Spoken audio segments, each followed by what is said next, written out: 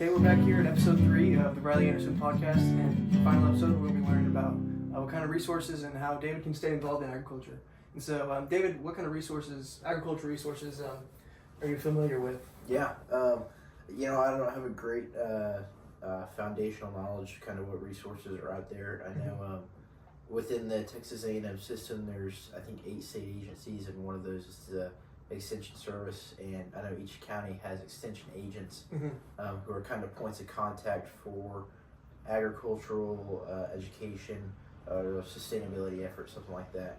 I haven't really worked much with extension agents. I've met a few of them, but I know they kind of help lead 4-H and whatnot.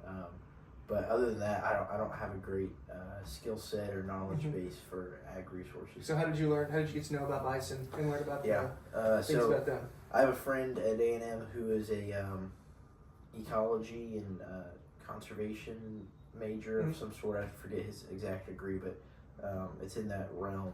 And he taught me a lot about bison. We went on a road trip where we saw a lot of livestock on the way, obviously out in East Texas. And most areas you see mainly cows and traditional cattle. And once we got up towards Panhandle, we started seeing a little bit more bison. So he was telling me a little bit about the differences in the farming practices. So I've learned a little bit about that from him. And then I have friends that have grown up in the cattle industry raising cows, and I know that there can be some controversy there as to how one industry might affect another, and how the bison farming industry is a lot more labor intensive and capital intensive than cows. Yeah, I would definitely agree with that. There's some of the reason people don't really get into agriculture because they don't want to piss anybody off, Right. to step on someone else's feet. But I would say that your passion or your narrative you have about bison is awesome, and that can definitely get you into wanting to learn more about agriculture. And so I think some of the resources that you could do or could use if you want to learn more about bison or agriculture in general, and kind of branch out in different cattle, poultry, seed, soil science. I would say there's probably 3 main ones. I know that there's local businesses. So there's a local bison ranch actually in Bryan.